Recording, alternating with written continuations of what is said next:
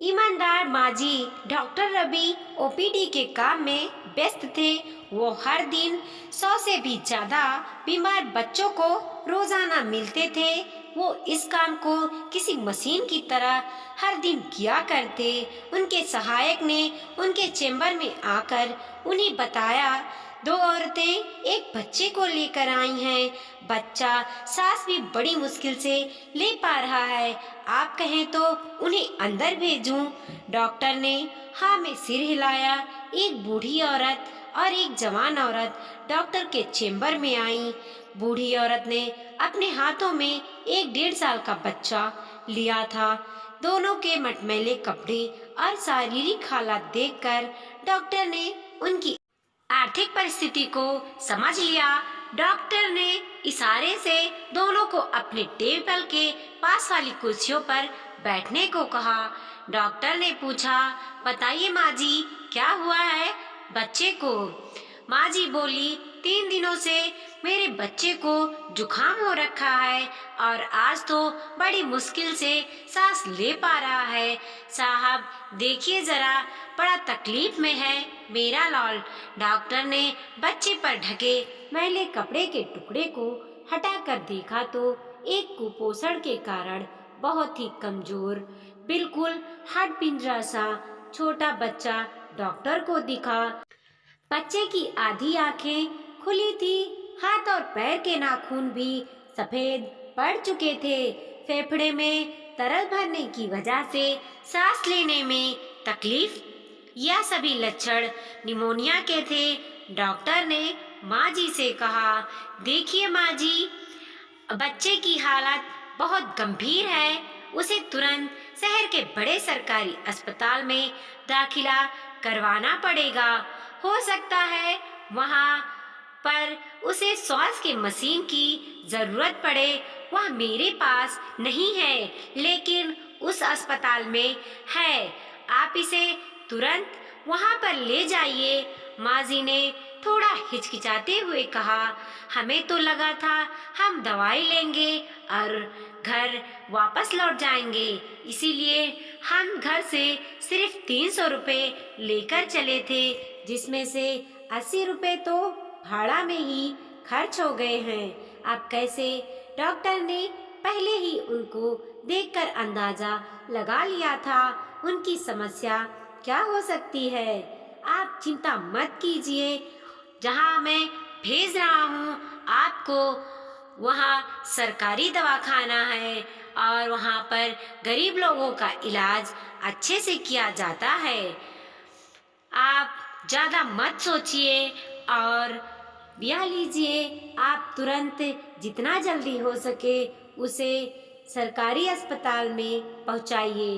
Doctor ने अपने जेब से 500 रुपये निकालकर माँ जी की तरफ बढ़ाते हुए कहा। माँ जी ने डॉक्टर से पैसे लेने से मना कर दिया।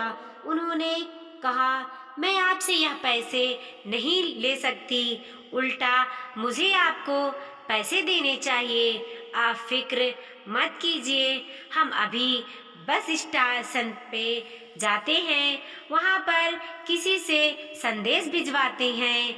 इस बच्चे का बाप कुछ न कुछ करके पैसे का इंतजाम कर लेगा। डॉक्टर को माँ जी का ऐसा व्यवहार देखकर काफी अचरज हुआ, क्योंकि उन्होंने कई ऐसे लोगों को देखा था जो किसी भी बहाने से पैसे छीनने को तैयार रहते हैं। और यह गांव की गरीब माँ जी हैं, जिन्हें इन पैसों की इतना सख्त ज़रूरत है, फिर भी पैसे लेने से मना कर रही हैं।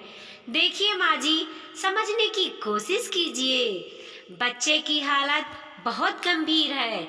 आप बस स्टॉप तक जाएंगी, संदेशा भिजवाएंगी, बच्चे का बाप कहीं से पैसे का इंतजाम करेगा। इन सब में काफ़ी देर हो जाएगी और आपका बच्चा इस स्थिति में नहीं है कि ज़्यादा देर बर्दाश्त कर सके।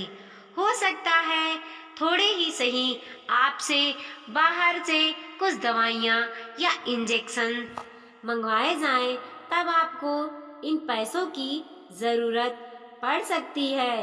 आप ज़्यादा सोचने में समय ना गवाइए और भी पैसों की ज़रूरत पड़े तो हिचकिचाइएगा नहीं, मेरे पास आ जाइएगा। डॉक्टर ने कहा। दोनों ही औरतें पैसा लेना नहीं चाहती थी, लेकिन उनकी मजबूरी थी या फिर बच्चे की बिगड़ती हालात। उन्होंने बेमन से पैसे लिए और अस्पताल की तरफ रवाना हो गए। डॉक्टर रवि फिर से अपनी उसी मशीनी दिनचर्या में लग गए।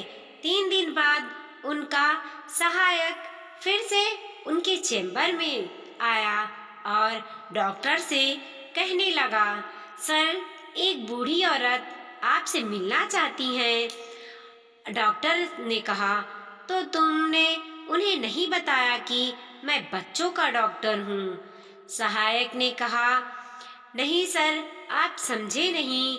आपको याद होगा कुछ दिनों पहले 2 औरतें एक बच्चे को लेकर आपके पास आई थी। बच्चे की हालत बहुत खराब थी। उन्हीं 2 औरतों में से एक औरत है। डॉक्टर रवि अपने रोज के बिजी शेड्यूल के चलते इस बात को कब का भूल चुके थे।